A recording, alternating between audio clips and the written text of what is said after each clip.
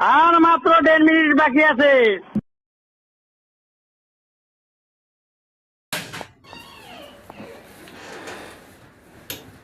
এখান দা উঠো, শেয়ারে খাবি। যাও গেতাছি।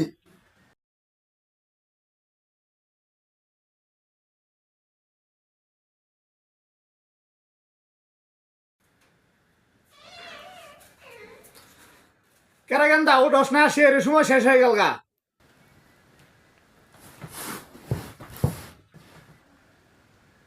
আব্বা যাও, আমি আইতাছি। খারা তোর আইতাছি।